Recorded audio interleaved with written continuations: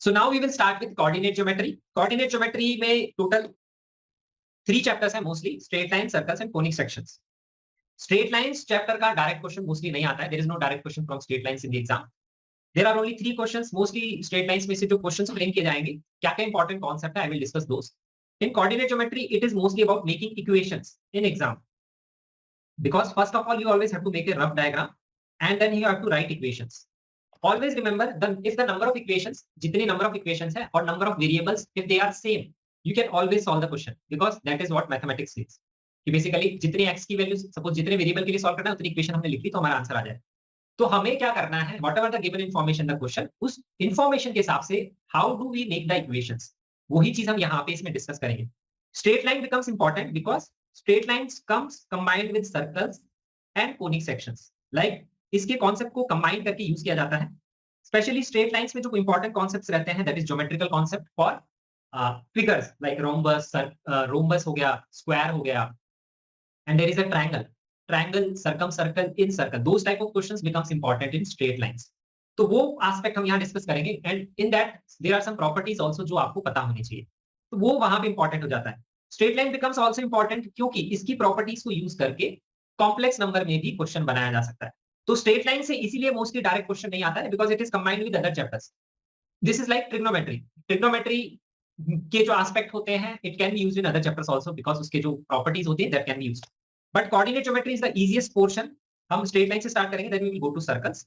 Parabola is very favourite topic for J advance. तो इसकी जितने भी प्रॉपर्टीज होती हैं उस पे काफी क्वेश्चंस एग्जाम में बनाए जाते हैं. तो वो हम डिस्कस करेंगे इसकी प्रॉपर्टी बेस्ड क्वेश्चंस. फिर इलिप्स और hyperbola mostly the question comes simple, not complicated, that much complicated, simple question आता है. इसके अलावा जो क्वेश्चन इंपॉर्टेंट है वो है कॉमन टेंजेंट और कॉमन नॉर्मल के जो क्वेश्चंस बनाए जाते हैं. और इसमें भी क्या होता है, कोनिक सेक्शन कंबाइंड करके क्वेश्चन बनाए जाते हैं. तो सबसे पहले हम यहाँ पे स्टार्ट करते हैं स्ट्रेट लाइन से. तो स्ट्रेट लाइन में you always have to remember, see some things are there which you always have to keep in mind. होगा क्या कि एग्जाम में जब भी क्वेश्चन आएगा you will make a diagram और तुम कुछ इंफॉर्मेशन वहां पे लिख लोगे. स्ट्रेट लाइन में हमेशा ध्यान रखना एक सिंपल सा कॉन्सेप्ट होता है स्लोप का. वो तुम्हें पता होगा how to find the slope of a line. But हमेशा ध्यान रखो जिस भी लाइन का स्लोप 30 डिग्री है, 45 डिग्री है या 60 डिग्री है, these are very favourite lines. अगर इस तरह की लाइन कभी भी क्वेश्चन में लिखी हुई है इसका मतलब वो चाहता है कि आप maybe you have to use the coordinate axis diagram. Suppose if the line is given something like this, y equal to x plus 3, तो वो क्वेश्चन में लिखेगा नहीं, he will never write that you have to use its 45 degree angle. But if I will see this question in exam, if I will see a line in any question, I should always keep in mind कि इसका angle x axis के साथ 45 degree है anti clockwise direction में. Similarly फिर question comes जिसमें जहां पे लाइन कुछ ऐसी है, y equal to √3x plus 4, something like this. तो इसका मेरे को एंगल पता है, angle is 60 degree. You always have to keep this in mind. ये एग्जाम में वो कभी नहीं लिखेगा, आपको इसको यूज करना है. ये इस तरह की लाइंस जब भी दी हुई होती हैं जिसमें स्लोप 30 के हिसाब से कितना आएगा, that is 1/√3. If it can be +1/√3 और -1/√3. सिमिलरली 60 डिग्री के लिए +√3 एंड -√3.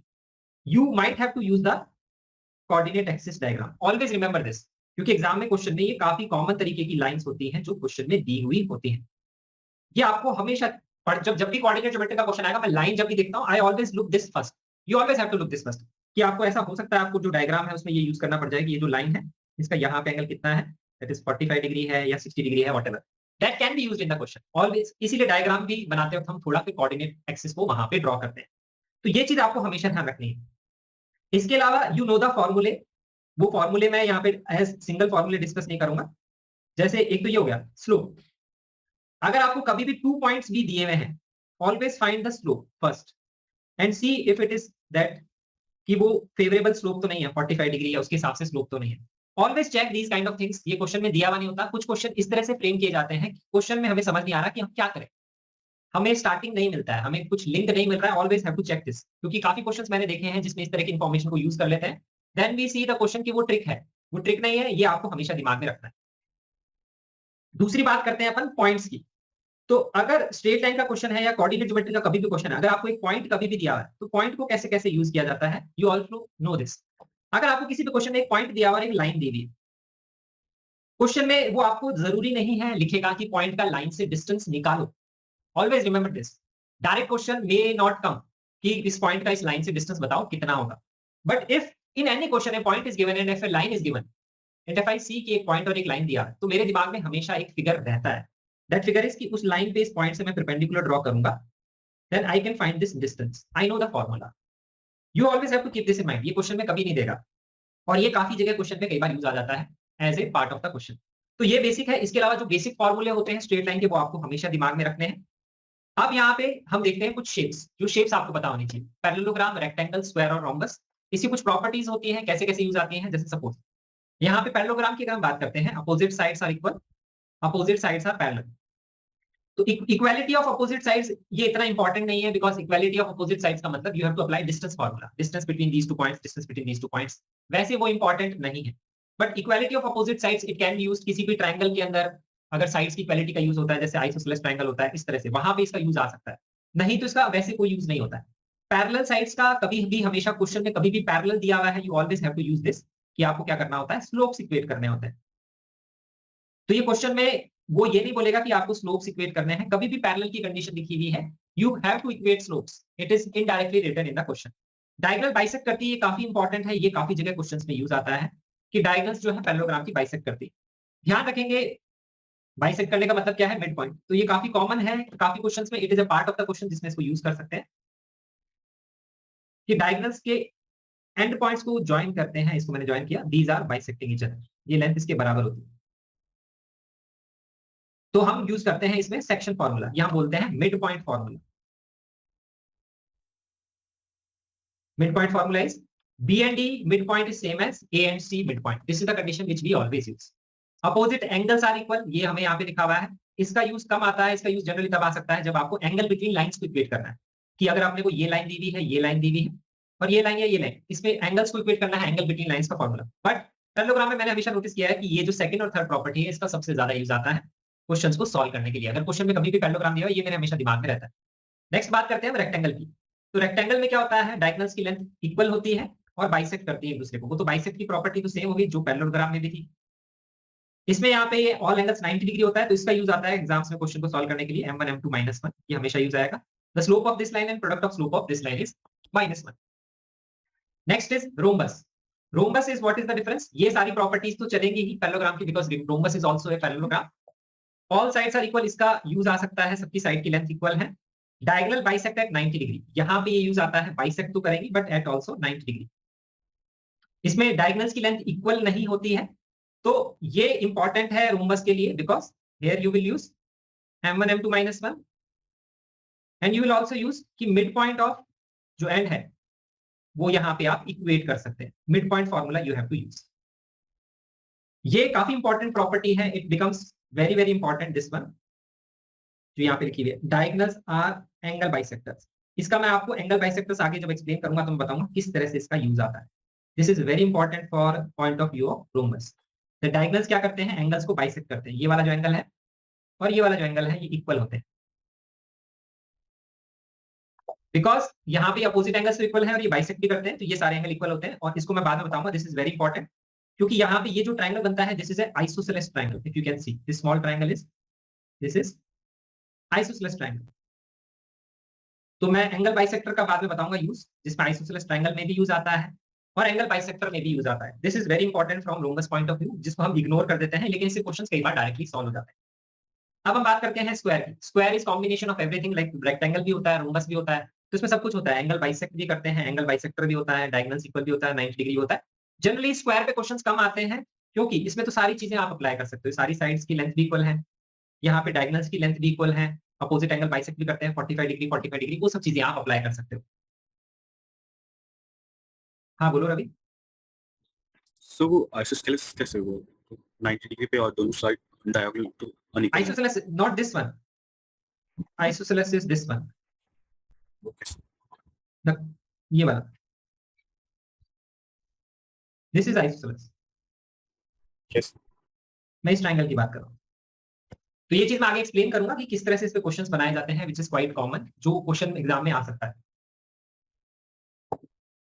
तो ये है क्वाड्रिलेटरल्स, जिनकी प्रॉपर्टीज आपको पता होनी चाहिए, क्योंकि एग्जाम में इसका यूज आ सकता है अगर इससे रिलेटेड क्वेश्चन बनाया जाता है। अब मैं यहाँ पे दो फॉर्म्स डिस्कस करूंगा जो इंपॉर्टेंट है, बाकी तुम्हें स्टैंडर्ड फॉर्म्स पता है, y = mx + c, वो तो आपको डायरेक्ट यूज करनी होती है। किसी भी लाइन की इक्वेशन निकालने के लिए अपने को दो चीजें हमेशा चाहिए होती हैं, पॉइंट एंड स्लोप। यूजुअली हम यही पढ़ते हैं। मैंने स्लोप के बारे में तुम्हें बता दिया है, स्लोप्स का हमेशा दिमाग में रखना है, कभी भी क्वेश्चन में दिया स्लोप तो निकाल के देखिए। कि पैरेलल आ रहा है किसी के नहीं आ रहा है, स्लोप्स को हमेशा ऑब्जर्व करना स्टार्ट करो, that is very important. Straight line perpendicular form, it is very important. ये जो डायग्राम है ये तो दिख रहा है आपको, this line and it's angle here 90 degree, this triangle is very important. इसके बारे में हम और भी जगह क्वेश्चंस देखेंगे। ये जो ट्रायंगल दिख रहा है, this triangle, this is one of the favourite triangles, 90 degree triangles, जिसपे काफी क्वेश्चंस बनाए जाते हैं। मतलब लाइक अगर तुम देखोगे जेईई मेन में करीब, मतलब मेरे हिसाब से 15-20 क्वेश्चन तो जेईई मेन में इस पे आ चुके हैं, इस ट्रायंगल पे। और इस ट्रायंगल पे लोकस के question, ortho basically circum circle, in circle, हर टाइप के क्वेश्चन बनाए जा सकते हैं, different type of questions. We will discuss those questions जब हम आगे डिस्कशन करेंगे। बट अभी के लिए मैं इसलिए इस ट्रायंगल को डिस्कस करता हूं क्योंकि अगर किसी भी क्वेश्चन में हमें दिया हुआ है length of perpendicular from origin, question में लिखा हुआ है, जैसे suppose this is the illustration, this is a question of JEE main, but I want to stress the importance कि मैं क्वेश्चन को क्यों कैसे सॉल्व कर रहा हूं। देखो, a straight line at a distance of 4 units from the origin, always remember this, if in a question it is given distance from origin of any line, it means you have to make this diagram। आप हमेशा इस diagram and you can think about this form always. तो ये आपको questions में लिखा हुआ होता है, ये these are the hints in the question कि आप क्वेश्चन कैसे स्टार्ट कर सकते हैं या सोच सकते हैं। It makes positive intercept on the coordinate axis and perpendicular from origin to this line make an angle of 60 degree with the line। Now notice at this line, if I see this line, I see its slope is -1। अब इसके बारे में exam में कोई नहीं बोलेगा that slope is -1, तो I know the angle with positive x axis is 135 degree। ये आपको हमेशा दिमाग में रखना है। Whenever I see this line, because I need the slope, हमें पता है this is standard slope and it indicates कि आपको coordinate axis बनाना पड़ सकता है। ओरिजिन से पास होने वाली लाइन है, we can make coordinate axis, it might be possible। तो मेरे को जब ये दिखता है तो एक तो ये हिंट है क्वेश्चन के अंदर कि I have to make this line, ये क्वेश्चन में दिया हुआ हो सकता है क्योंकि मेरे को इसका एंगल पता है। एक तो ये चीज इंपॉर्टेंट है। दूसरी चीज ये इंपॉर्टेंट है, परपेंडिकुलर फ्रॉम ओरिजिन हमें क्वेश्चन में लिखा हुआ है, तो दूसरी जो लाइन अपने को बनानी है, this is your second line, इसका परपेंडिकुलर फ्रॉम द ओरिजिन। तो अगर मैं परपेंडिकुलर फ्रॉम ओरिजिन लिखूंगा, this is the perpendicular from, this distance is nothing but 4 units. तो अब ये वाली लाइन हमने कैसे बनाई, क्योंकि हमें पता है इसका एंगल एंटी क्लॉकवाइज में 135 डिग्री है, तो यहाँ पे कितना हो जाएगा, दिस इज 45 डिग्री।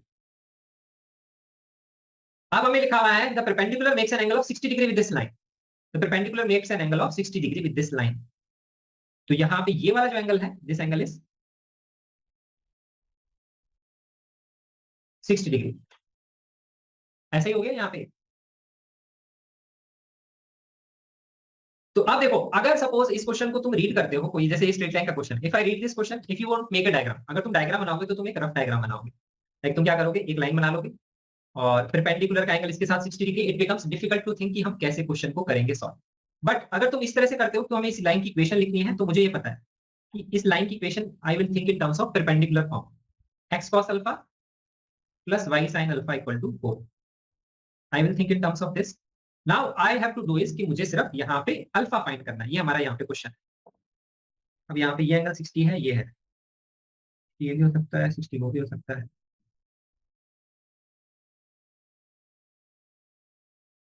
ये वाला एंगल है 60, ये वाला है।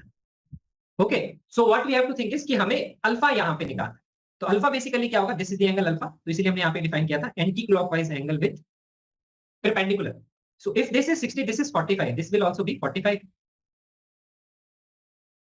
So we can find alpha to be 60 degree minus 45 just by looking at the geometry। अब हमने डायग्राम से क्यों सॉल्व किया, क्योंकि एक हमें ये हिंट था क्वेश्चन के अंदर, these are the small hints you have to catch up. इसीलिए मैं स्ट्रेस देके हमेशा बोलता हूं, किसी भी लाइन की इक्वेशन दी हुई है, always think about the slope. Slope हमेशा दिमाग में रखेंगे। If the slope is favourable 30, 45, 60 या 90 plus 30, 90 plus 45, 90 plus 60, something like this, और स्पेशल कोई लाइन है ओरिजिन से पास होने वाली, इस तरह की कभी भी दिख रही है, always make the coordinate axis perpendicular from origin. If it is given, think about this equation, it's quite common in questions, जो क्वेश्चन में दिया हो सकता है, वन ऑफ द इंफॉर्मेशन। अब इस तरह का क्वेश्चन अगर एडवांस में आता है, that will be a part of the question, always remember this, it will be a part of the question. He will use this equation of line with something other to solve the question और to make the question. This will not be the complete question, ये पूरा question इतना नहीं आएगा, इसको use करके कोई और क्वेश्चन बनाया जा सकता है। ये जो ट्रायंगल है, इट इज वेरी इंपॉर्टेंट, इसको ध्यान रखेंगे, इसको मैं आगे और भी जगह डिस्कस करूंगा, जैसे से मैं आपको बताता जाऊंगा इस ट्रायंगल के बारे में। ये आपको क्लियर हो जाना चाहिए, क्योंकि इसको यूज करके सर्कल्स में और सब में बाकी जगह भी क्वेश्चन बनाते हैं। हाँ समीर बताओ। सर ये 60 डिग्री एंगल जो आपने इधर लिया, लेफ्ट साइड राइट साइड, वो लेफ्ट साइड भी तो हो सकता है। वो मेरे ख्याल से क्वेश्चन में कुछ इन्फॉर्मेशन या तो मैंने टाइप गलत किया है, हो सकता है उधर से भी हो सकता है। सही बात है, तुम सही कह रहे हो, मैं गलत गलत नहीं कह रहा हूँ। जी सर। हाँ, मे बी इट्स रिटन की एंटी क्लॉकवाइज डायरेक्शन में इस तरह से कुछ होगा। Okay, so this is clear now. अब हम नेक्स्ट फॉर्म डिस्कस करते हैं which is confusing to some of the students, जो आपको पता होनी चाहिए, दैट इज पैरामेट्रिक फॉर्म। इस फॉर्म पैरामेट्रिक फॉर्म बोलते हैं। इसका क्या use and how is this related to 3D geometry, line की जो इक्वेशन होती है।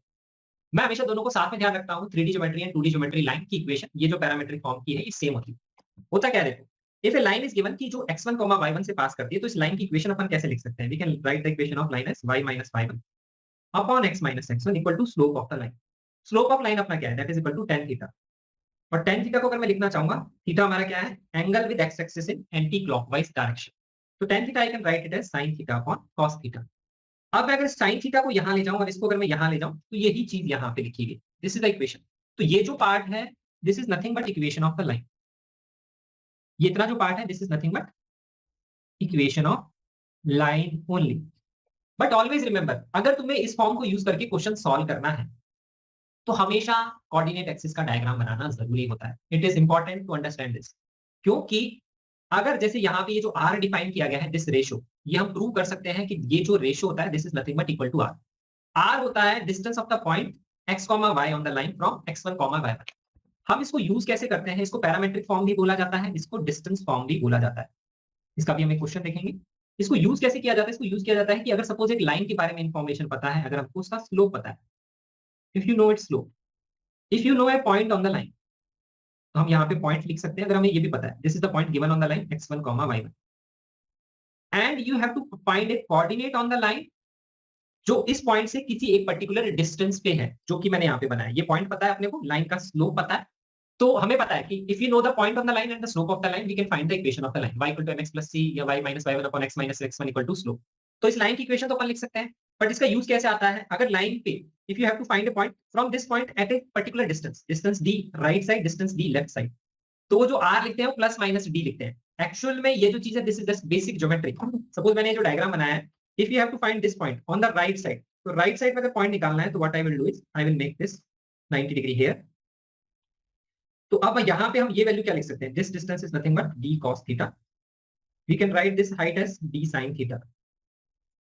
तो अब मेरे को बताओ यहाँ पे इस पॉइंट का कोऑर्डिनेट क्या होगा? x1 plus d cos theta will be the x coordinate, y1 plus d sin theta will be the y coordinate. तो यहाँ पे हमने r की वैल्यू प्लस d लिया। प्लस d का मतलब है we are moving from this point to the right side. तो एक्चुअल में कोऑर्डिनेट एक्सिस का हम डायग्राम या कोऑर्डिनेट एक्सिस के टर्म्स में इसलिए सोचते हैं because we have to know कि इस पॉइंट से हम राइट साइड में जा रहे हैं या लेफ्ट साइड में जा रहे हैं। सिर्फ इतना पता करना जरूरी है। जैसे अगर हम इसके अगर लेफ्ट में जाएंगे तो same thing will happen.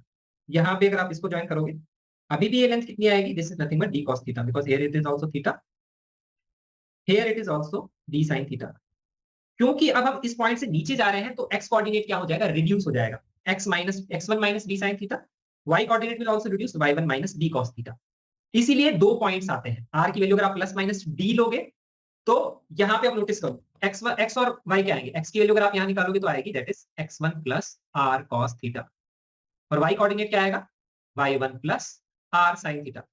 If you will take r positive, तो आपको राइट साइड का पॉइंट मिल जाएगा ये वाला, और अगर आप r नेगेटिव लोगे तो इससे लेफ्ट साइड का पॉइंट मिलेगा।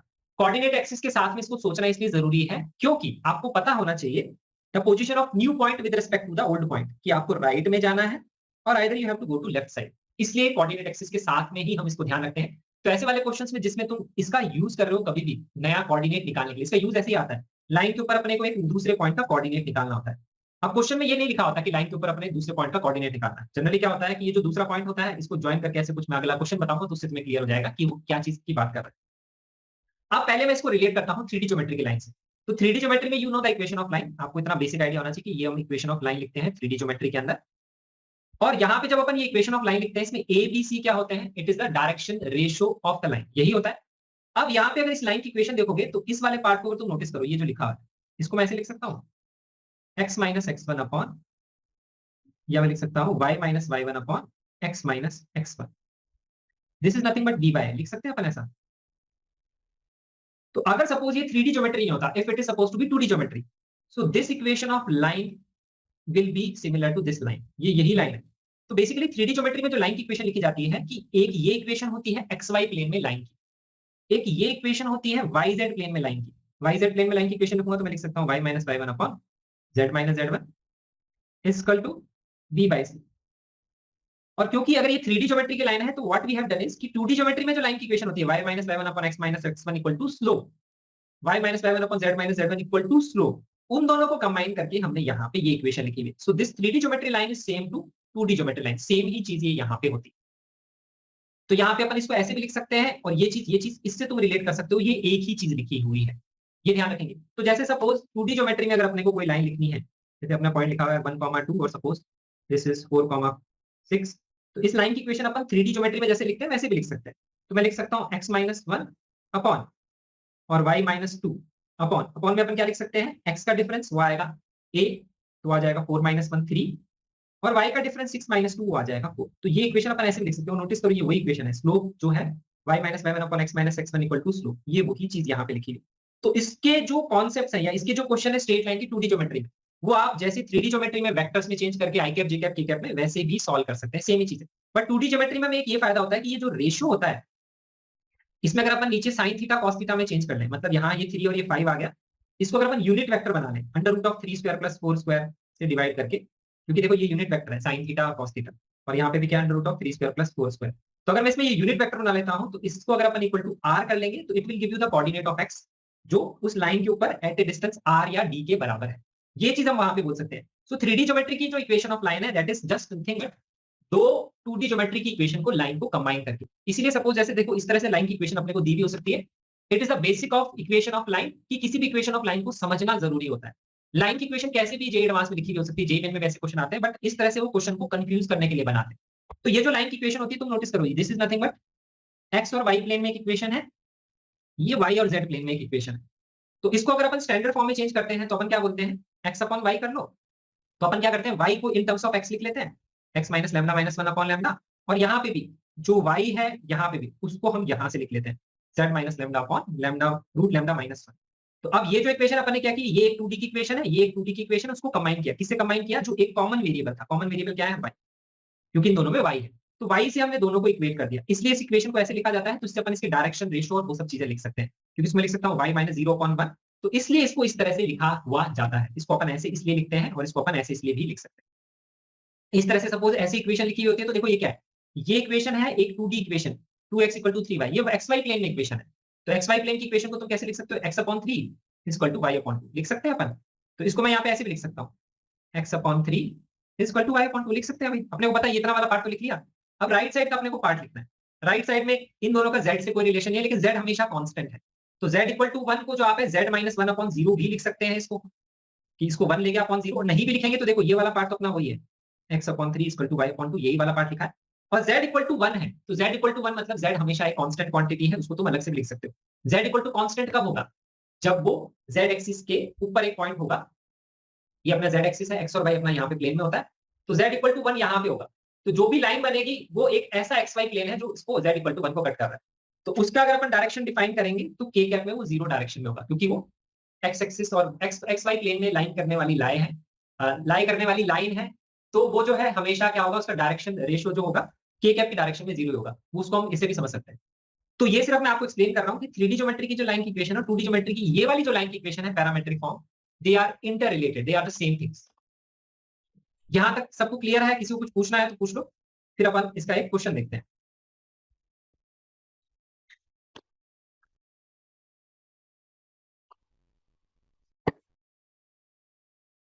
Now we will see a question. See अब इसका यूज कैसे आता है, देखो क्वेश्चन में लिखा हुआ है इफ d 1, -3 and d 0, 4 are the two vertices of a rhombus ABCD in xy plane. तो यहां पे क्वेश्चन में लिखा हुआ है coordinate of vertex B 1, -3, vertex D is 0, 4, question में दिया। Then the coordinate of vertex A we have to find if angle BAD is 60. This angle is given to be 60 degree. We have to find its vertex. This is the question which we have. अब अगर मैं इस question को देखता हूं तो मेरे को ये पता है कि अगर सपोज मैं इसके वर्टेक्स को लिख लेता हूं, if I will write it as x, y या h, k. So by looking at this question, I see we have to find two variables h and k. We have to make two equations to solve the two variables. यही हमारा question है, h और k की value निकालने के लिए अपने को दो वेरिएबल्स के लिए सॉल्व करना है। तो मैं ये सोचूंगा if somehow I can make two equations. तो क्वेश्चन में जो भी इंफॉर्मेशन दी है उसके बेसिस पे मुझे ये दिखता है what we can see is here the angle is 60 degree. तो मेरे दिमाग में आता है कि इस लाइन का स्लोप और इस लाइन के स्लोप उसके बीच में एंगल में tan 60 लिख सकता हूं। अभी देखो मैं लिख कुछ भी नहीं रहा हूं, अभी मैं सिर्फ सोच रहा हूं। तो आपको सोचना है हमेशा कितनी इक्वेशन बन सकती है। So if I will think in term of that कि यहाँ पे एंगल 60 है, तो इसकी इक्वेशन और इसकी इक्वेशन, तो मेरे दिमाग में आया कि if I will write tan 60 and if I will write angle between lines formula, तो मेरे दिमाग में आया कि यहां से एक इक्वेशन बन जाएगी। वेरिएबल कितने हैं? There are 2 variables h and k, so I will make one equation from here. ये मेरे दिमाग में क्लियर हो गया। So to find h and k I have to make one more equation. अब वन मोर इक्वेशन क्या है? जो भी इंफॉर्मेशन क्वेश्चन में दी हुई होती है उसका यूज करना होता है। इन दिस अभी तक हमने ये यूज नहीं किया that this is a rhombus, you haven't used the property of rhombus, we just have used कि इन दोनों लाइंस के बीच में angle, angle between two lines is nothing but 60 degree. This is the only property which we have used. अगर ये rhombus नहीं भी होता, if this would not have been a rhombus, तो भी हम दिस इक्वेशन तो बना ही लेते। अब दूसरी इक्वेशन अपन कैसे बना सकते हैं? रोम्बस की प्रॉपर्टी पे कैसे यूज करें? तो रोम्बस में हमने पढ़ा है अपोजिट लेंथ इक्वल होती है। मैंने बोला था लेंथ का कभी भी ज्यादा यूज नहीं आता। What else is there? Here the angle is 90 degree.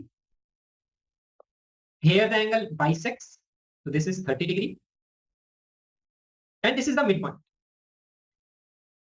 तो मैंने तुम्हें रोम में से बताया opposite side is equal, you don't use it because उसमें डिस्टेंस फॉर्मूले की बात आ जाती है। Mid point you always have to use it if it is possible.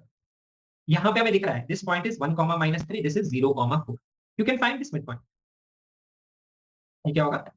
1/2, 1/2। ये अपने को यहाँ पे दिख रहा है 1/2, 1/2 and we have to use its 90 degree, product of slope -1। So एक इक्वेशन मेरे को यहाँ पे दिख गई है। अब equation 2 if I will think 90 degree that has to be used. So product of slope is -1. So I will find its slope also because अपने को स्लोप तो निकालना ही पड़ेगा, तभी तो 90 डिग्री का यूज आएगा। This is how you think about the question. Just you have to find two equations. So अगर मैं इसका स्लोप लिखूंगा it will come out to be 7/-1। This slope is -7। So what I can see is कि अगर मैं इस line का slope लिख रहा हूं तो मैं इस लाइन का स्लोप लिख सकता हूं that is 7 because product of slope is 1/7, 7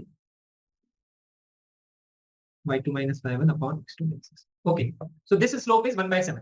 तो यहां पे मैं एक और इक्वेशन नंबर 2 बना सकता हूं that is k - 1/2 upon h - 1/2 is equal to 1/7। So this is your equation number 2। So now there are two equations, two variable you can solve and these both are linear equations। क्यों linear equations है? क्योंकि ये तो linear है, अपने को दिख रही। एंगल बिटवीन लाइंस में भी क्या होगा? यहाँ पे इसका स्लोप लिखेंगे, इसका स्लोप लिखेंगे। अब देखो इसके स्लोप में दिक्कत क्या है? इसके स्लोप में क्या दिक्कत है? तो ये वाला स्लोप लिखोगे तो कितना आएगा? k - 4 upon h - 0। और अगर तुम इसका स्लोप लिखोगे तो कितना आएगा? k + 3 upon. So this is m1 and this is m2। If you do m1 - m2 upon 1 + m1 m2 it will become a 2 degree equation. ये सिंगल डिग्री इक्वेशन नहीं बनेगी, तो इट विल बिकम कॉम्प्लिकेटेड। आप कर सकते हैं solve, k की value यहां से h की टर्म में यहां पे पुट कर देंगे, एंगल बिटवीन लाइंस पे आंसर आ जाएगा। बट अभी इससे अपने को सॉल्व करने से मुझे दिख रहा है कि एक इक्वेशन तो मुझे दिख रही है, ये मेरे को लग रहा है ये बनेगी। दूसरी इक्वेशन अभी तक मेरे को ये दिख रही है, बट क्या इसका कोई और तरीका हो सकता है? हम ऐसे कर सकते हैं, कॉम्प्लिकेशंस यही होगी कि कैलकुलेशन ज्यादा होगी। But now how to use, तो अब यहां नोटिस करो तीसरी चीज यहां पे हम क्या यूज कर सकते हैं। तीसरी चीज ये है, रोम्बस में नोटिस करो स्पेसिफिकली उसने एक एंगल दिया है। If this angle is given, और इस लाइन को नोटिस करो, दिस इज द लाइन। तो इस लाइन का तुम्हें क्या पता है? You know the slope of this line and you know the point on this line. हमें पता है point, we know the slope of this line, ये तो अपने को पता है। किसी भी लाइन का पॉइंट और स्लोप पता है, you know the equation of line. तो जैसे ही मेरे दिमाग में मुझे दिखा point and slope, I can find its equation. तो मेरे दिमाग में सारी इक्वेशंस रिवॉल्व करती है।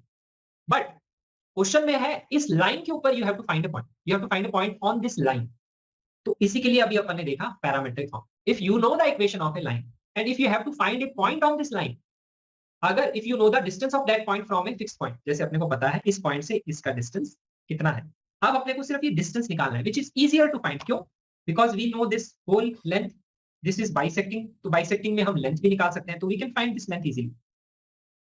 तो if you will find this length, तो ये लेंथ आएगी यहाँ पे 149√50। तो √50 होता है 5√2, तो ये वैल्यू आएगी 5√2/2। This is the length. So we know this length, और यहाँ पे डायगोनल बाइसेक्ट करेंगी तो we can find this length also. यहाँ से लेकर के यहाँ तक, इसको अगर मैं d बोल देता हूँ, we can find this length also. d is what? This is 5√2/2/d is equal to tan 30। tan 30 is nothing but pi root 2 by 2 upon d is equal to tan 30. Tan 30 is nothing but 1 upon root 3. So d will become pi root 3 upon root. तो अब question simple ये है, ये line है, एक point पता है, इसका स्लोप पता है, we have to find a position of a point या coordinate of a point which is at a distance d from this point. अब नोटिस करो पॉइंट ए हमने इसको ये लिखा है, पॉइंट ए तो ये भी हो सकता है, तो दो आंसर इसके आएंगे, एक ऊपर और एक नीचे. क्वेश्चन में ये तो लिखा हुआ है उसके नीचे वाला पॉइंट है उसके ऊपर वाला पॉइंट, जो डायगोनल के अपोजिट पॉइंट्स है उसके अलावा जो दो पॉइंट है वो आंसर आएगा. तो अब इसमें अपने को कोऑर्डिनेट एक्सिस बनाने की जरूरत नहीं है, क्योंकि हमें पता है जो अपन इक्वेशन लिखते हैं ना, तो अगर मुझे पॉइंट ए का कोऑर्डिनेट लिखना है, सो what I will do is y minus 1 by 2 is equal to x minus 1 by 2 x minus x1 upon cos theta. So we know tan theta is equal to 1 by 7. So here it will become cos theta, here will become sin theta is equal to plus minus d. You just have to put these values, put the value of d here, cross multiply करके x और y की दो values आ जाएगी. Those will be the coordinates. अब इसमें तो क्या है, गंदा सा आंसर आ रहा है, ये वैल्यूज बहुत कॉम्प्लिकेटेड यहाँ पे आ रहे हैं एक्सप्रेशंस, कुछ गंदा सा आंसर आएगा, बट आंसर विल कम. तो ये है application of parametric form. Always look for this कि अगर आपको किसी लाइन की इक्वेशन पता है और उस लाइन के ऊपर अगर आपको कभी भी पॉइंट का कोऑर्डिनेट लिखना है, you have to use this parametric form, it becomes easier to solve. ये सबको क्लियर है? आगे चले.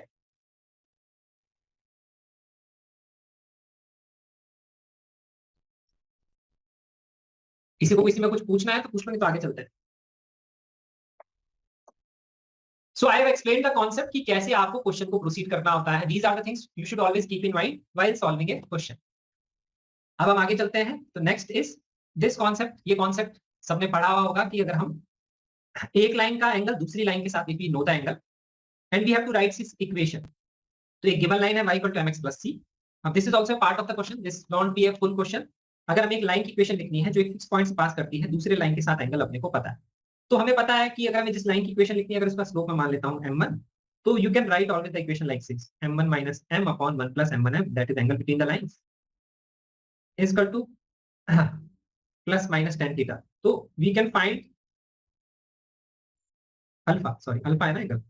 We can find the values of m1, and if we know the values of m1, x1 y1 point पता है, we can write this equation.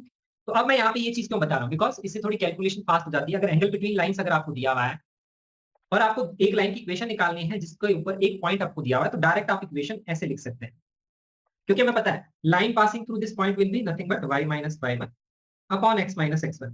We just want to reduce the calculation, that's it. इसलिए मैंने यहाँ पे इसको इस तरह से लिखा.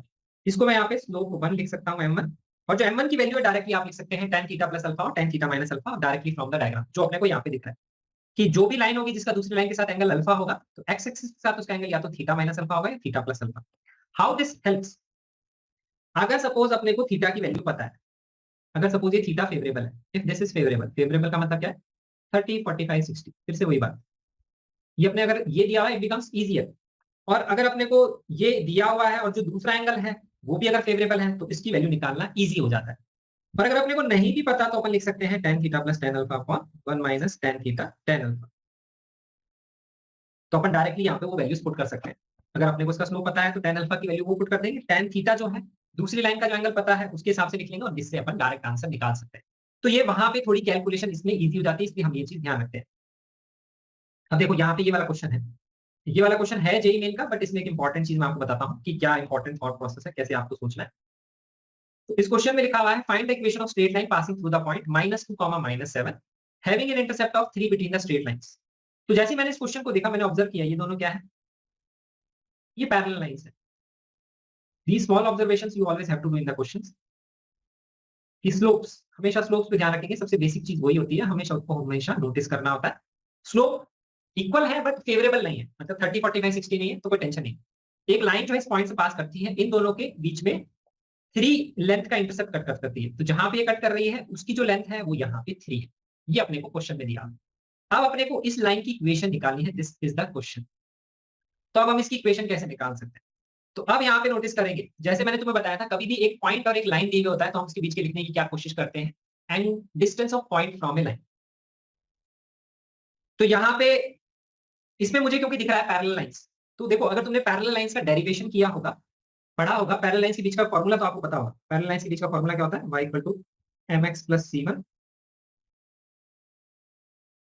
और y = mx + c2. इसमें जो डिस्टेंस बिटवीन पैरेलल लाइंस होता है that is magnitude of c1 - c2 upon under root of 1 + n square. ये होता है डिस्टेंस बिटवीन पैरेलल लाइंस, ये फॉर्मूला होता है। और अगर तुमने इसका फॉर्मूला पढ़ा होगा, इसका डेरिवेशन कुछ इस तरह से होता है कि हम क्या करते हैं, we take a point on one of the lines and we draw the perpendicular from that point on the another line.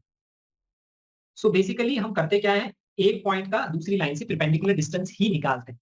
तो इसलिए जैसे मैंने तुम्हें बोला, अगर एक पॉइंट का दूसरे लाइन से डिस्टेंस नहीं पूछा गया, नहीं दिया, तो भी मैं डिस्टेंस के बारे में क्यों सोचता हूँ, क्योंकि वो एक चीज मेरे दिमाग में रहती है।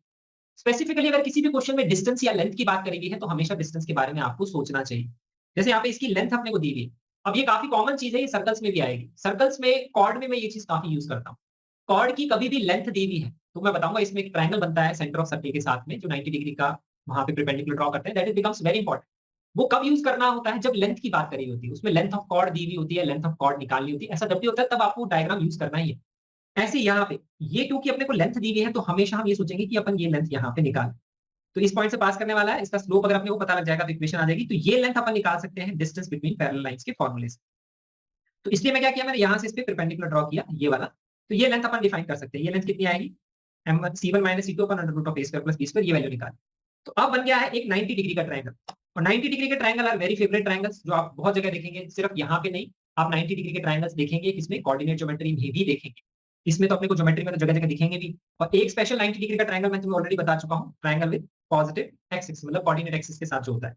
तो अगर अब अपने को इसकी इक्वेशन निकालनी है, तो अपने को इसका यहाँ पे स्लोप निकालना है।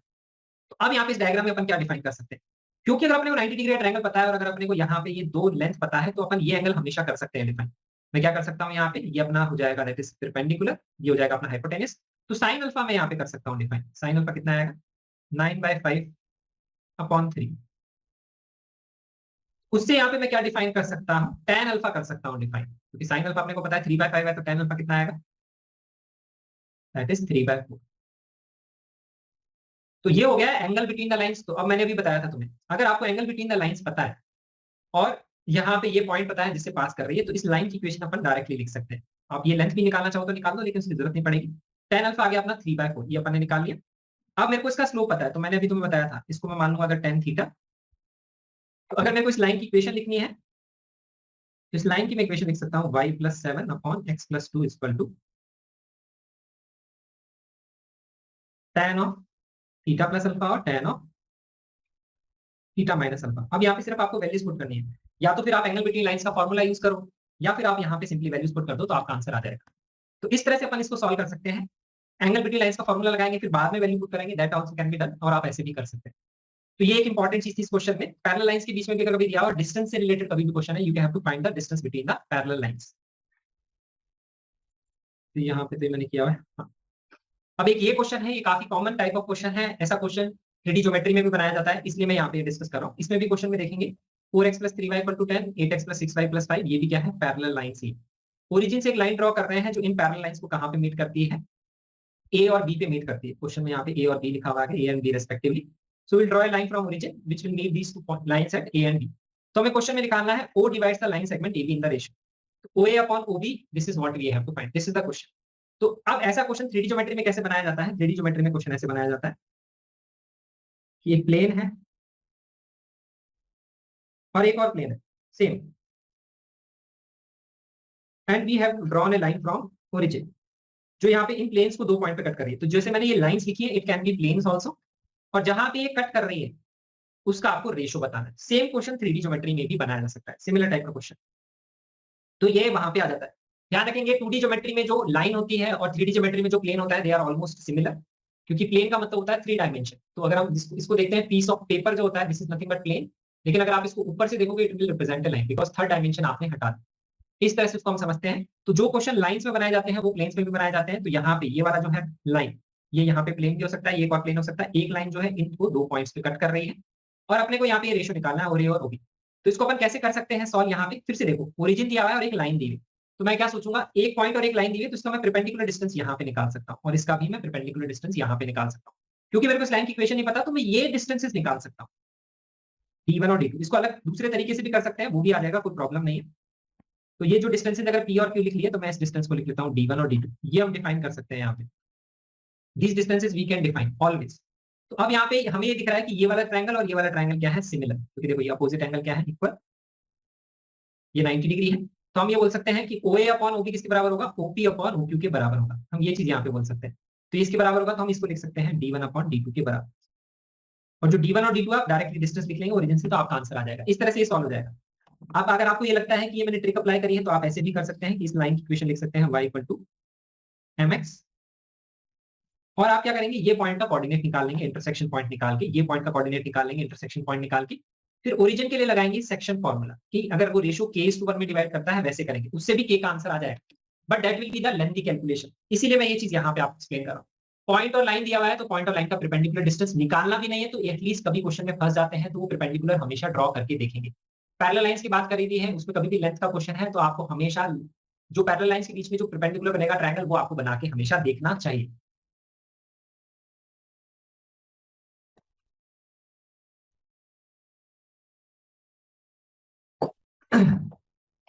अब यहाँ पे अपन चलते हैं नेक्स्ट पार्ट पे, that is family of lines. Family of lines का वैसे कहीं कोई यूज नहीं आता क्वेश्चंस को सॉल्व करने के लिए। इसमें एक बेसिक सा कॉन्सेप्ट है जिसपे एग्जाम में क्वेश्चन बनाया जा सकता है, वो मैं आपको बता देता हूँ।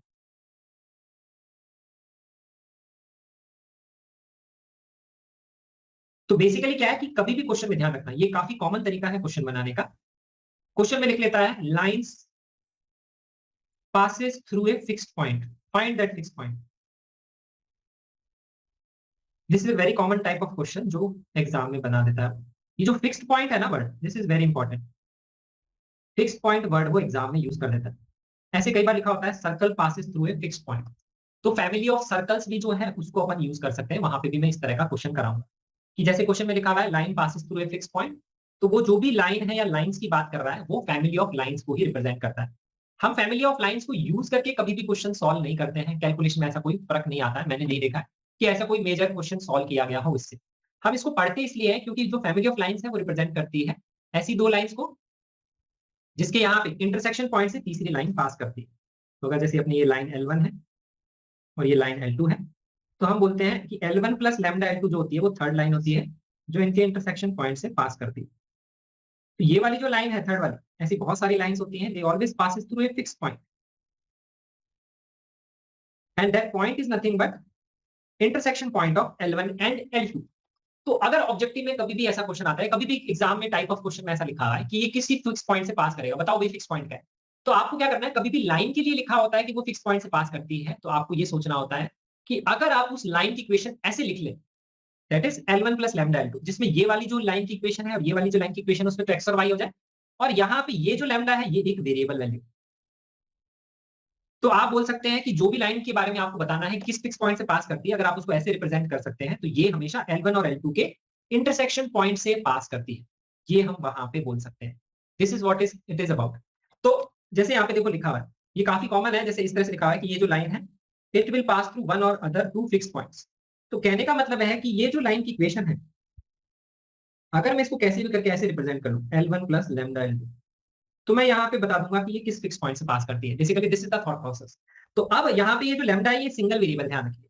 अब देखो यहाँ पे वेरिएबल क्या है, A B C, तो अपने को नहीं पता, दीज आर द वेरिएबल, और इसमें अपने को ये कंडीशन दी है जो इस कंडीशन को सेटिस्फाई करता है।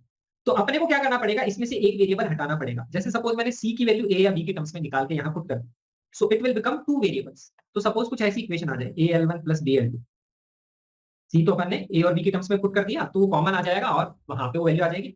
अगर ऐसे भी लिखा हुआ है तो भी ठीक है, क्योंकि अगर मैं इसको A से डिवाइड कर दूंगा तो मैं इसको ऐसे रिप्रेजेंट कर सकता हूँ L1 plus B by A L2, तो भी मैं बोल सकता हूँ कि L1 प्लस लैम्डा L2 की फॉर्म में है, ऐसा मैं यहाँ पे बोल सकता हूँ। तो अब अपन क्या करेंगे, अपना आइडिया ये है कि एक वेरिएबल आपको हटाना है C, तो C की वैल्यू A और B के टर्म्स में आपको इस एक्सप्रेशन से निकालनी होती है। और इसमें काफी कॉमन टाइप के क्वेश्चन ऐसे होते हैं कि आपको क्वेश्चन में लिखा हो सकता है A और B और C में एक रिलेशन, जैसे सपोज लिखा हो सकता है 2A plus 4B equal to C, कुछ ऐसा लिखा हो सकता है, इस तरह से लिखा हो सकता है। तो आप क्या करेंगे, C की वैल्यू डायरेक्टली यहाँ पुट कर देंगे 2A प्लस 4B, तो फिर आपका क्या हो जाएगा, यहाँ पे A कॉमन आ जाएगा x प्लस 2, B कॉमन आ जाएगा y प्लस 4 इक्वल टू 0। ऐसे यहाँ पे वो इक्वेशन बन जाएगी। तो अगर अपन लाइन की बात करेंगे तो आएगा A multiplied by x plus 2, B multiplied by x plus 4 equal to 0। तो अगर मेरे को अब बताना है कि बेस्ड ऑन दिस कंडीशन ये कहां से पास करेगी, तो मैं बोल सकता हूं कि ये x इक्वल टू -2 और y इक्वल टू -4, इनके इंटरसेक्शन पॉइंट वही आएगा। ये अपनी L1 लाइन है, ये L2 लाइन है, इनका इंटरसेक्शन पॉइंट क्या आएगा, एक लाइन है x प्लस 2 इक्वल टू 0, दूसरी लाइन है y प्लस 4 इक्वल टू 0, उसके इंटरसेक्शन पॉइंट से पास करेगी। तो x equal to -2, y equal to -4 से पास करेगी। तो ये वाली तो हो गई हमारी लीनियर इक्वेशन जो दी हुई होती है। अब यहाँ पे अपने को 2 डिग्री की इक्वेशन दी हुई है, तो इसमें भी अपन क्या करेंगे, इसको रीअरेंज करके यहाँ पे फैक्टर्स बनाने की कोशिश करेंगे जो इस तरह के फैक्टर्स होंगे। तो उसके लिए मुझे दिख रहा है कि 6ab को अगर मैं लेफ्ट में ले जाऊं तो इसको मैं लिख सकता हूँ a square plus 9b square minus 6ab equal to 4c square. तो ये लिखा हुआ है a माइनस 3b का whole square equal to 4c square.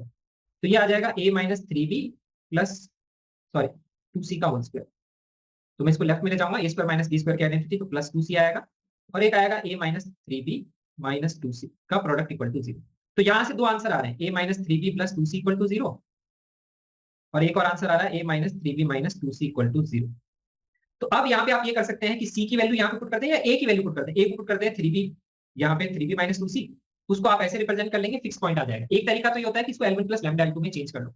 दूसरा तरीका होता है आप इनको कंपेयर कर लो। किस किस को कंपेयर करेंगे अपन, we will compare this and this.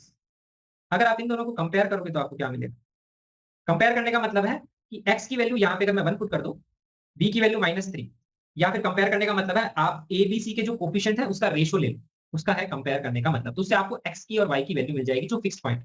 तो a का है यहाँ पे x, यहाँ पे वैल्यू 1 है, तो कोफिशिएंट जो है वेरिएबल के टर्म्स में रेशियो लेंगे तो x/1। यहाँ पे y है, यहाँ पे -3 है, तो आएगा y upon -3 equal to c के आगे यहाँ पे 1 है, यहाँ पे c के आगे 2 है, तो इक्वल टू 1/2। तो इससे x कोऑर्डिनेट आ जाएगा 1/2, y आ जाएगा -3/2। ये दो तरीके होते हैं फिक्स पॉइंट निकालने के। तो आप जो कंडीशन आई है लीनियर, उस लीनियर से इक्वेशन से कंपेयर कर सकते हैं। दूसरा कंपेयर करने का तरीका ये है कि अगर मैं इसको 2 से मल्टीप्लाई करता हूं, 2 से मल्टीप्लाई करने का हम इसलिए सोचते हैं क्योंकि अपना जो कांस्टेंट c है उसको अपन 2c बना लेते हैं, ताकि अब कंपेयर करना इजी है। देखो कांस्टेंट तो मैच कर गया है, तो जो x का कोफिशिएंट है a है, यहाँ पे भी क्या है 2a है, 2x, तो हम बोल सकते हैं 2x की जगह अगर 1 लिख दे तो हो जाएगा x कोऑर्डिनेट, 2y की जगह -3 लिख दे तो हो जाएगा y कोऑर्डिनेट। तो उसके लिए ये उस फिक्स पॉइंट से करेगा पास। तो ये काफी कॉमन टाइप है ऐसा, it can B A part of the question, या फिर कभी भी क्वेश्चन बनाया जाता है आप सॉल्व करते हैं, फाइनल कोई बड़ा सा क्वेश्चन लिखा हुआ है, लास्ट में लिखा हुआ है passes through a fix point. तो फिक्स पॉइंट निकालना है मतलब आपको जब सॉल्व करना है तो एक वेरिएबल के बारे में टेंशन नहीं लेना है, वो एक वेरिएबल बारी बारी चल सकता है, वो L1 प्लस लैम्डा L2 की फॉर्म में आप रिप्रेजेंट कर लेंगे, तो L1 L2 के इंटरसेक्शन पॉइंट से फिर वो वहां पे करेगा पास। और यहाँ पे ये लिखा हुआ है कि 3 लाइंस कॉन्करेंट है, मतलब अब यहाँ पे नोटिस करो, तो मैं अगर ये वही लिखा हुआ है L3 equal to L1 plus lambda L2, क्योंकि अगर अपन यहाँ पे डिवाइड कर लेंगे लैम्डा 3 से तो कुछ ऐसे लिखा हुआ है। तो क्या लिखा हुआ है A L1 plus B L2 equal to minus L3 या L3, ये बोल सकते हैं ना अपन। तो ये कुछ ऐसे लिखा हुआ है A L1 plus B L2 equal to 0 जो है वो L3 की इक्वेशन है, ऐसे भी लिख सकते हैं एक ही बात।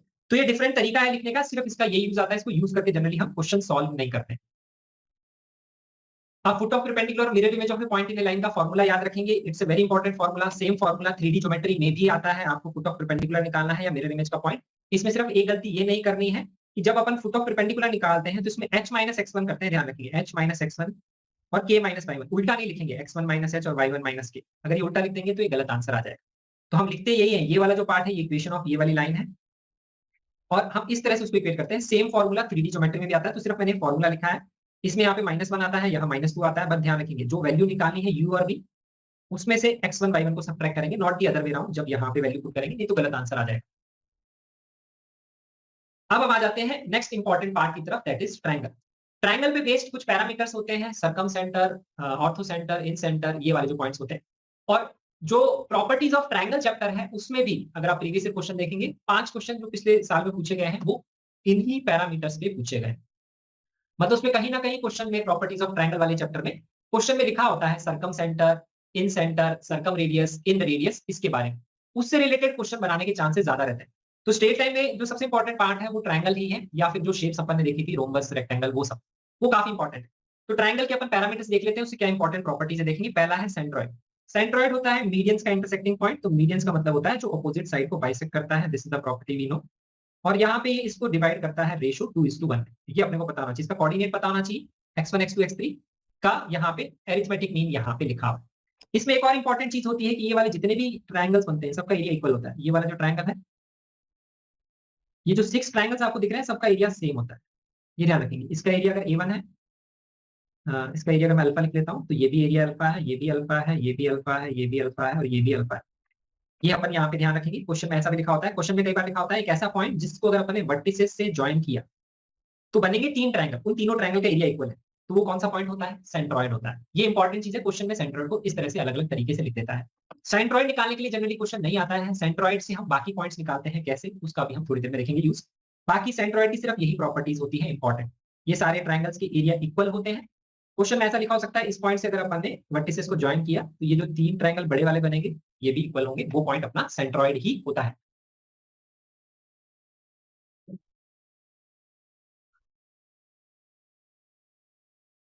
Next important point is called that is circumcenter. Circumcenter is nothing but perpendicular bisector meeting point. Always remember, perpendicular bisector is not necessary कि it will pass from the opposite vertex. It is not necessary. तो ये mid point से तो pass करता है. This is the midpoint of opposite side.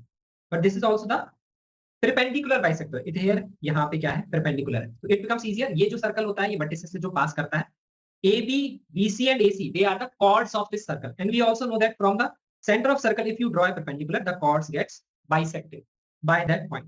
तो ये वही पॉइंट होता है, ये chord का जो perpendicular bisector है, उनका ही meeting point होता है। अब यहाँ पे ये लिखा हुआ है, the centroid always lies inside the triangle. So यहाँ पे ये there are total 4 points: centroid, circumcenter, incenter, orthocenter.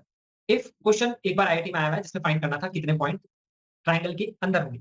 Centroid हमेशा ट्राइंगल के अंदर ही होता है, ये हमेशा ध्यान रखना। बिकॉज x1, x2, x3 उनका जो अरिथमेटिक मीन होगा वो तीनों से छोटा ही होगा, तो वो जो पॉइंट है यहीं पे लाया करता है। मतलब अगर इसका डायग्राम बनाएंगे कोऑर्डिनेट में तो उसमें आप देखेंगे तो तीनों से छोटा होगा, तीनों का जो सम होगा वो less than x1 plus x2 plus x3 by 3, वो x1 x2 x3 उससे छोटा होता है, उसकी कंडीशन से ये चीज वहां पे आ जाती है। सर्कम सेंटर की अगर मैं बात करता हूं तो सर्कम सेंटर अंदर भी हो सकता है, बाहर भी हो सकता है, ऑन द ट्राइंगल भी हो सकता है। सबसे पहले हम बात करते हैं राइट एंगल की ट्राइंगल की। तो राइट एंगल ट्राइंगल का जो यहाँ पे सर्कम सर्कल आप बनाएंगे तो कुछ इस तरह से होता है। This is the circumcircle of right angle triangle. The circumcenter lies upon the hypotenuse and is the midpoint of the hypotenuse because ये हो गई है इसकी diameter of the circumcircle.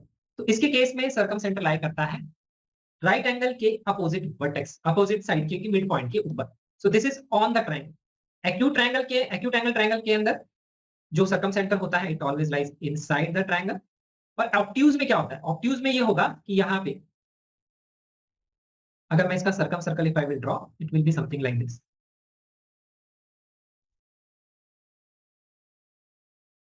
So here will be the diameter.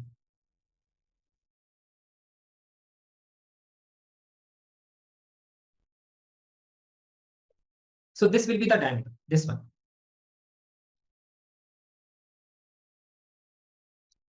तो यहां पे अपने को दिख रहा है कि यहां पे क्या होगा, this will be the outside of the triangle. तो इसको हम आसानी से समझ सकते हैं, how? Because if the angle is greater than 90 degree it means अगर तुम यहां से ज्वाइन करोगे the angle is 90 degree. I will join it from here, the angle is nothing but 90 degree. तो अगर मैं यहाँ पे एंगल बढ़ा रहा हूं it means I am going away from the centre of circle. तो सेंटर से अगर मैं इस तरफ एक कॉर्ड ड्रॉ करूंगा the angle will definitely increase, it will become obtuse. So definitely if the angle is obtuse, this is a chord of the circle, not the diameter. So the diameter will be away from this chord. तो यहाँ पे center होगा, that will be the outside of the triangle. तो ये चीज हम यहाँ पे बोल सकते हैं। So if you have to find out कि circumcenter triangle के अंदर लाया करता है या बाहर लाया करता है, you just have to find the angles of the triangle if they are acute or obtuse. If the angles are obtuse, it means circumcenter is lying outside the triangle. So these are the basic two properties of triangle. Don't confuse, median is not same as perpendicular bisector. They are different things. Next is orthocenter. Orthocenter is altitudes intersection point. Altitudes का जो intersection point होता है that is orthocenter. In question if you have to find the orthocenter you always have to find these lines equations mostly. If it is just to find the equation orthocenter coordinate. अभी मैं आपको बताऊंगा question में if it is written you have to find orthocenter, but if in question it is given circumcenter is given. So we will use Euler's line which is very important property, वो मैं आगे आपको बताऊंगा. But if it in the question it is written you have to find just the orthocenter. Then you have to find these lines equation and its intersection point. Orthocenter is altitude's intersection point. तो altitude always passes through the vertex of the triangle. यहाँ से हम perpendicular draw करेंगे. इसका जो intersection point होता है that is altitude. इसका जो intersection point होता है उसको बोलते हैं orthocenter. Generally we denote it by point H. It also can be outside, inside or on the triangle. For the right angle triangle, this is the orthocenter. This is the orthocenter. Because from here if you will draw perpendicular, from here if you will draw perpendicular, they are meeting at this point only. So this is the orthocenter of the triangle. It means from here also I will draw perpendicular. Here perpendicular like this. So these three will pass through this point. And if you remember this diagram, you have studied this diagram where? You have studied this diagram in class 9th, I think, in triangles chapter. There's this small triangle, this triangle, and this full triangle, they are similar triangles. तो इस तरह का diagram बनाया जा सकता है. Similarity of triangles can be used in the question. So it becomes important diagram, this one. 90-degree triangle is always very important. For acute angle, the point is always inside the triangle. For obtuse angle, it is outside, because if I will draw the perpendicular from this vertex and perpendicular from this vertex, they will always meet outside the triangle. Here the orthocenter lies. So circumcenter and orthocenter are outside the triangle if the triangle is obtuse angle triangle. So this is the property which you have to remember. ये exam में question इस तरह से direct आ सकता है. अब एक important property है जिसपे जे एडवांस में क्वेश्चन आया था रिसेंटली 21 में. हम वो क्वेश्चन अभी डिस्कस करेंगे. हम वो देखेंगे कि वो क्वेश्चन बिना उस प्रॉपर्टी के भी कैसे कर सकते हैं. But this is a important property. This is extra property. The property is, this is the orthocentre. See, ये यहाँ पे ऑल्टीट्यूड है, this is also altitude, so this is orthocentre. The property is, orthocentre की जो image होती है, image of orthocentre, it's image taking the opposite side as mirror. इसको mirror ले लिया. इसकी अगर मैं यहाँ पे मिरर इमेज लूंगा तो जो मिरर इमेज का पॉइंट आएगा that will lie upon the circumcircle. This is the property. तो जेईई एडवांस में जो क्वेश्चन आया था उसमें ये था, ऑर्थोसेंटर का कोऑर्डिनेट हमें पता था. We knew the coordinate of orthocentre in the question. We knew the equation of one line, we knew the equation of the other line, and we have to find the equation of circumcircle. This was the question. So JEE advance में जो question आया था, आगे मैं भी थोड़ी देर में बताऊंगा भी आपको, बिना इस प्रॉपर्टी के भी कर सकते हैं, बट दिस प्रॉपर्टी हेल्प्स, आपको पता होनी चाहिए. उसमें यह था कि बीसी की इक्वेशन आपको पता थी, this what you have known. AB की equation you have known. H was also known. You have to find the circumcircle equation. 4 options was given, and you have to identify which was the equation of circumcircle. So what you can do is, you can find the image of this point about this line, that will be on the circumcircle. Image of this point about this line, that will be on the circumcircle.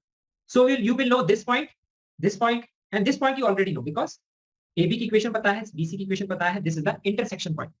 So equation of circle passing through 3 points, you can easily check the options and so on. तो हम directly उस तरह से इसको कर सकते थे. So this is an important property for orthocenter combining with circumcenter or circumcircle. Next is incenter. तो incenter and centroid, उसके यहाँ पे फॉर्मूले होते हैं. इसमें A B C होता है. यहाँ पे incenter हमेशा अंदर होता है ट्रायंगल के. incenter का मतलब ही in है, that is always inside the triangle.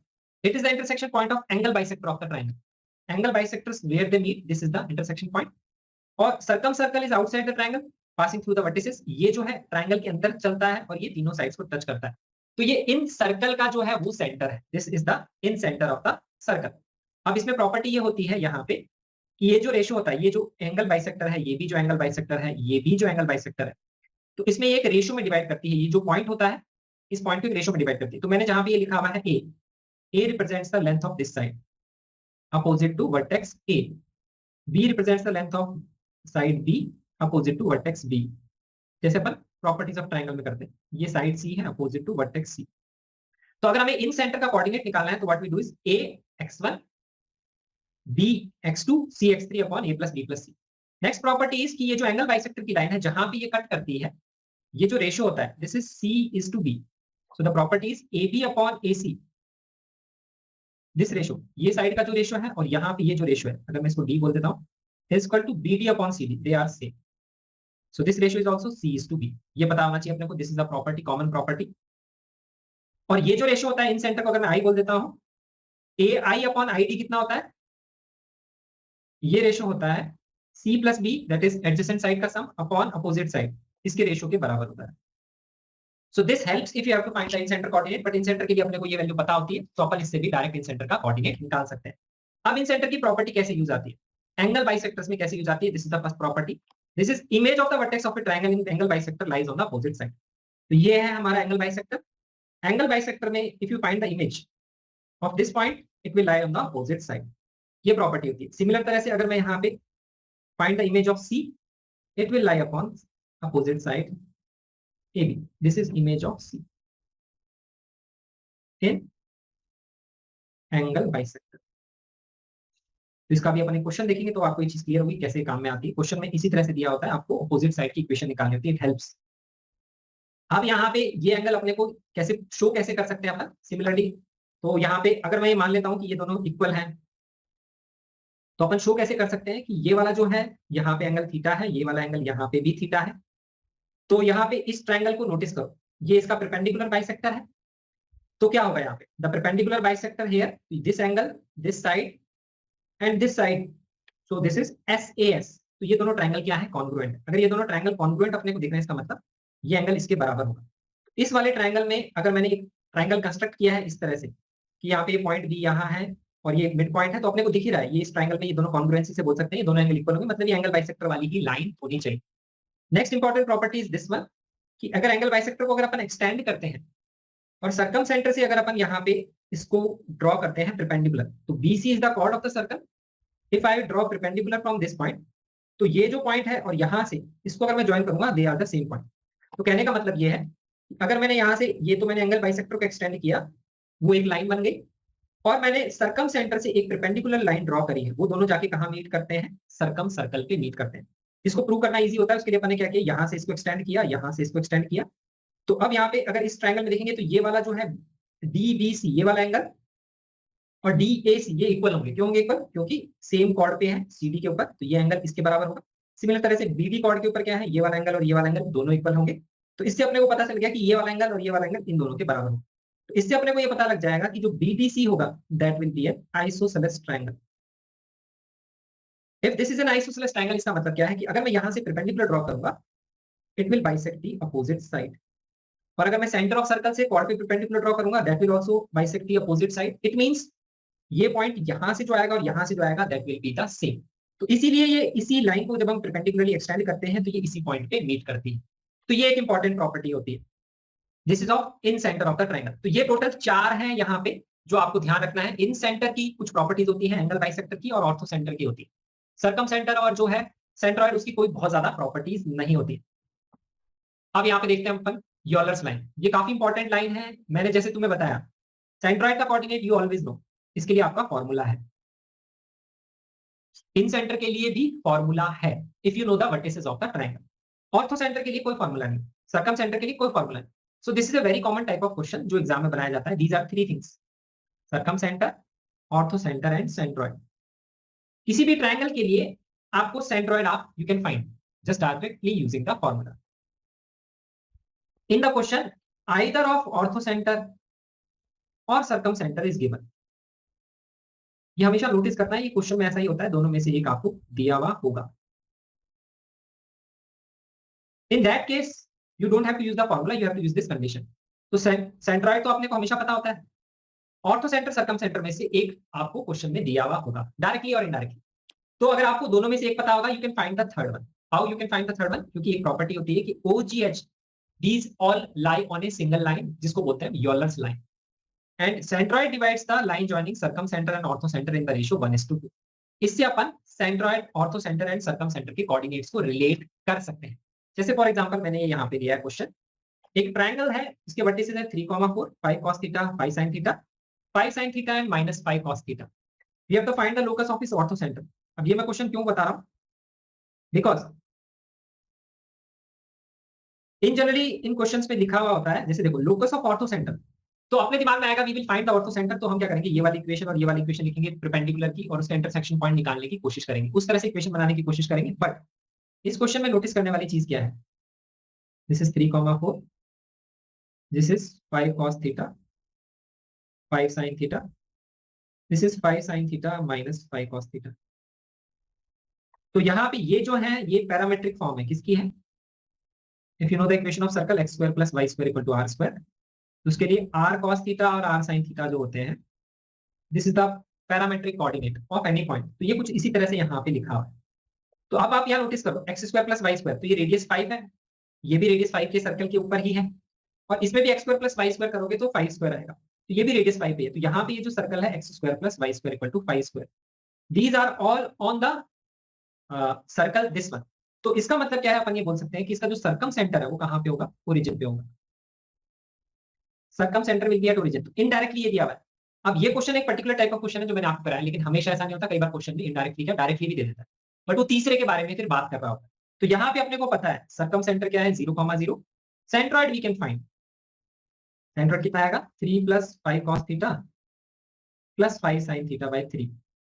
X coordinate का मीन, y कोऑर्डिनेट आएगा 4 + 5 sin थीटा -5 cos थीटा / 3। अगर हम इसका लोकस निकालना है तो एक को हम h मान लेंगे और एक को हम k मान लेंगे, फिर आपको h और k को एलिमिनेट करना है। ये तो आपको पता होगा कैसे एलिमिनेट किया जाता है। ये बेसिक लोकस के क्वेश्चन टाइप है, इसको 3h - 3 लिख के फिर स्क्वायर करके ऐड कर देंगे तो आंसर आ जाएगा। तो इस तरह से सॉल्व करना है। ये तो आगे बेसिक कैलकुलेशन है, but this is what you have to remember, Euler's line. It is mostly used जब एक इक्वेशन में आपको किसी भी एक ट्रायंगल के अंदर दो वर्टिसेस दिए होते हैं, you have to find the third vertex. Next is equilateral triangle, isosceles triangle. These are very common type of triangle जिस पे क्वेश्चन बनाए जाते हैं। हमेशा क्वेश्चन में नोटिस करो पढ़ते वक्त इक्विलैटरल ट्रायंगल दिया है, इसमें ये सारे के सारे सेम पॉइंट्स होते हैं, एक ही पॉइंट को रिप्रेजेंट करते हैं। आइसोसेलेस में ये सारे पॉइंट्स कोलिनियर होते हैं, एक ही लाइन पे होते हैं, इन सेंटर भी उसी लाइन के ऊपर होता है। राइट एंगल ट्रायंगल मैं ऑलरेडी बता चुका हूं, ortho centre right angle vertex पे होता है, circum centre mid point of hypotenuse पे होता है। यहाँ पे भी वही चीज मैंने लिखी हुई। नेक्स्ट अपन देखते हैं सर्कम रेडियस और इन रेडियस का फॉर्मूला। ये फॉर्मूले मैं फिर से डिस्कस करूंगा आपके साथ जब मैं प्रॉपर्टीज ऑफ ट्रायंगल में कुछ इंपॉर्टेंट चीजें बताऊंगा। ये उसके अंदर के फॉर्मूले हैं, but I remember this along with this, क्योंकि ये दोनों को मिक्स करके क्वेश्चन बनाया जा सकता है। कैपिटल रेडियस का फॉर्मूला होता है ABC by 4 delta, small R is delta by S, ABC are the sides of triangle, delta is the area of triangle, जिसको आप under root S into S minus A S minus B S minus C लिख सकते हैं। अगर आपको पता होगा Heron's formula अपन ऐसे लिखते हैं एरिया ऑफ ट्रायंगल। और इसके लिए जो है इक्विलैटरल ट्रायंगल के लिए आप ये वैल्यूज निकाल सकते हैं, व्हिच इज क्वाइट कॉमन, इसका रेशियो एज ए क्वेश्चन आ सकता है। तो इक्विलैटरल ट्रायंगल में क्या होती है, सारी साइड से होती है, एरिया √3/4 a स्क्वायर होता है। सिंपली यहाँ पे अपन वैल्यू पुट कर देंगे, s is the semi parameter. तो आप इसको सॉल्व करेंगे तो a/√3 आएगा, a/2√3 आएगा। तो स्मॉल r और कैपिटल r में एक रेशियो है, दैट इज r/2। तो इसके रेशियो पे क्वेश्चन आ सकता है, this will be a smaller question, but ऐसा क्वेश्चन मोस्टली वैसे आएगा नहीं, it will be a part of the question जिसको आगे यूज किया जा सकता है। तो जो इक्विलैटरल ट्रायंगल होता है एक ऐसा ट्रायंगल होता है जिसके केस में क्या होगा, ये वाला एंगल भी 60 होता है, ये वाला एंगल भी 60 होता है, और ये वाला एंगल भी 60 होता है। और जो सेंटर होता है वो एक ही होता है, सर्कम सेंटर, इन सेंटर, ऑर्थो सेंटर सब एक है। तो कहने का मतलब है यहाँ से अगर मैं 90 डिग्री की ये लाइन इसको ज्वाइन करूंगा और इसको अपोजिट वर्टेक्स पे लेके जाऊंगा तो definitely this will be 90 degree. ये अपन हमेशा बोल सकते हैं। तो अपनी ये वाली जो लेंथ होगी यहाँ से लेकर के यहाँ, this will be in radius. और जो अपनी ये वाली लेंथ होगी यहाँ से लेकर के यहाँ, that will be your circum radius. ये है, तो छोटा वाला सर्कल अंदर बनेगा, बड़ा वाला सर्कल बाहर बनेगा, ये है। तो यहाँ पे ये वाला जो एंगल है this is nothing but 30 degree. तो अपन इसको ऐसे भी रिलेट कर सकते हैं, small r by capital R is equal to sin 30। ये वाला जो डायग्राम है इक्विलैटरल का, it becomes important for this point of view. अब नेक्स्ट है अपना, हाँ तो देखो ये वाला क्वेश्चन आया था जी एडवांस के अंदर, ये मैं डिस्कस करता हूँ यहाँ पे। इसमें लिखा हुआ है consider triangle whose two sides are on x axis and this line. तो एक साइड एक्स एक्सिस पे है, मतलब उसकी इक्वेशन y = 0 है, एक साइड है x + y + 1 = 0। आगे क्वेश्चन में लिखा हुआ है if the ortho centre of triangle is 1, 1। तो ऑर्थो सेंटर का कोऑर्डिनेट दिया हुआ हमने 1, 1। Equation of circle passing through the vertices of triangle is. तो अपने को ये निकाल। तो एक तरीका तो मैंने ऑलरेडी आपको बता दिया है कि आप 1, 1 की मिरर इमेज निकाल लेंगे तो ये पॉइंट आ जाएगा, 1, 1 की मिरर इमेज निकालेंगे यहाँ ये पॉइंट आ जाएगा। और ये पॉइंट आपका इंटरसेक्शन आप निकाल सकते हैं, कौन सा, y = 0 और x + y + 1। ये पॉइंट आप आसानी से निकाल सकते हैं, ये आ जाएगा -1, 0। इस पॉइंट से, इसकी मिरर इमेज के पॉइंट से, और जो दूसरा वाला यहाँ पे मिरर इमेज का पॉइंट है, यहाँ से आप ये निकाल सकते हैं, दैट इज तीनों पॉइंट से कि कौन सा सर्कल पास करेगा। सिंपली ऑप्शन चेक करके आप कर सकते हैं। सपोज हमें वो प्रॉपर्टी नहीं पता होती है तो हम क्या करते हैं, कैसे हम यहाँ पे वर्टिसेस ऑफ ट्रायंगल निकालते हैं। तो अब यहाँ पे एक चीज नोटिस करो, ये लाइन है अपनी, अपन ये पॉइंट तो निकाल सकते हैं y = 0 से। ऑर्थो सेंटर अपने को दिया, तो अपन a और c निकाल सकते हैं या नहीं, अपने को ये सोचना है। तो a निकालने के लिए मुझे चाहिए दो लाइंस की इक्वेशन, एक ये लाइन की इक्वेशन और ये लाइन की इक्वेशन का इंटरसेक्शन पॉइंट। c निकालने के लिए मेरे को अगर ये लाइन और ये लाइन की इक्वेशन, अब मजे की बात है ये लाइन की इक्वेशन पता है, ये लाइन की इक्वेशन पता है, तो अगर मैं कैसे भी करके HA और HC की इक्वेशन निकालूं तो मेरे को ये दोनों पॉइंट पता लग जाएंगे। तो मेरे दिमाग में ये आया कि क्योंकि ऑर्थो सेंटर निकालना है, अब ऑर्थो सेंटर अपने को दिया हुआ है, सर्कम सेंटर निकालना है। तो देखो तीनों में से 2 पॉइंट दे दिए, ऑर्थो सेंटर अपने को दे दिया, सर्कम सेंटर अपने को निकालना है, 2 में से 1 पॉइंट अपने को दिया हुआ है, this is what we have to find. तो मैं ये सोचूंगा कि अगर मैं कैसे भी करके सेंट्रॉइड निकाल लूं तो मैं यूलर्स लाइन से इसका सर्कम सेंटर निकाल सकता हूं, फिर मैं आसानी से इस क्वेश्चन को सोच सकता हूं कि कैसे सॉल्व करना है। तो मैंने ये सोचा, तो सेंट्रॉइड निकालने के लिए चाहिए मुझे तीनों वर्टिसेस, एक वर्टेक्स तो अपने को पता है, बाकी दोनों वर्टेक्स के लिए अपने को क्या चाहिए, इसका और इसका इंटरसेक्शन पॉइंट, इसका और इसका इंटरसेक्शन पॉइंट। तो इस लाइन की इक्वेशन कैसे लिखेंगे, 1, 1 से पास करने वाली और इसके परपेंडिकुलर। तो CR की इक्वेशन लिखेंगे, इस लाइन का स्लोप कितना है, -1। तो CR का स्लोप कितना होगा, दैट विल बी +1। तो y - 1/x - 1 = +1, तो ये आएगी y = x। इस तरह से अगर अपने को लिखनी है इस लाइन की इक्वेशन, तो ये y = 0 है तो इसके परपेंडिकुलर तो x = समथिंग होगी लाइन। AC की इक्वेशन क्या आएगी, AC क्यों लिखा मैंने, AH लिखना था, AC नहीं है यहाँ पे, AH है। तो ये कितना आएगा, y - 0 सॉरी ये वाला पॉइंट मैंने निकाल लिया, ओके। AC की, अच्छा AC की इक्वेशन लिख दी मैंने, ठीक है। इसमें तो यहाँ पे AC की इक्वेशन लिखनी, नहीं तो आप AH की इक्वेशन भी लिख सकते थे। AH की इक्वेशन क्या होती है, अगर AH की लिखनी होती तो मैं क्या लिखता, y minus 1/x-1 equal to, इसका स्लोप क्या है 0, तो ये हो जाता है -1/0, तो क्रॉस मल्टीप्लाई कर लेते तो x इक्वल टू 1 आ जाती है इसकी इक्वेशन, और x इक्वल टू 1 का इसके साथ इंटरसेक्शन पॉइंट निकाल लेते तो ये आ जाता। ये वाला अपन ने निकाल ही लिया, इस लाइन का intersection point, that is y equal to x and y equal to 0 का। ऐसे सॉल्व कर सकते हैं, नहीं तो AC की इक्वेशन भी निकाल सकते हैं, 0,0 से पास करने वाली लाइन और इसके परपेंडिकुलर। तो इसका स्लोप मैंने यहाँ पे लिख लिया, उसके हिसाब से ये लाइन लिख ली। तो कहने का मतलब ये तीनों वर्टेक्स आप निकाल सकते हो, तीनों वर्टेक्स से आप आसानी से सेंट्रोइड निकाल सकते हो। सेंट्रोइड क्या आएगा, a plus x1 plus x2 plus x3/3, और तो सेंटर अपने को पता है y1 plus y2 plus y3/3, तो उससे आपका सर्कम सेंटर आ जाएगा।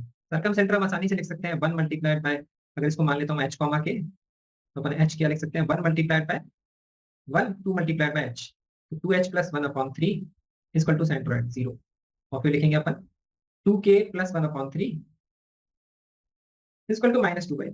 तो एक बार आपको सर्कम सेंटर मिल गया तो सेंटर से आप चेक करके देख सकते हैं, और नोटिस करो सेंटर सबके अलग है, तो सिर्फ उसी से आपका चेक हो जाएगा। ये क्वेश्चन इसलिए भी बनाया गया क्योंकि अपने को सर्कम सेंटर ही निकालना है।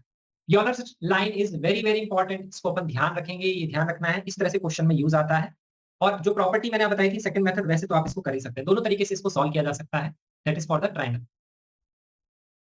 चलो अब इसके बाद में नेक्स्ट क्लास में पढ़ेंगे, 2-3 चीजें और बची है स्ट्रेट लाइन में, फिर हम सर्कल स्टार्ट करेंगे। अभी आज तो फॉग और गॉक में ज्यादा टाइम लग गया था, but we will start from here in the next class. ये वाली चीज मैं आपके साथ शेयर कर दूंगा, कल हम कंटिन्यू करेंगे यहीं से। किसी को कोई डाउट है तो अभी पूछ लो, किसी को ऐसी कोई बात करनी है तो भी बात कर सकता है।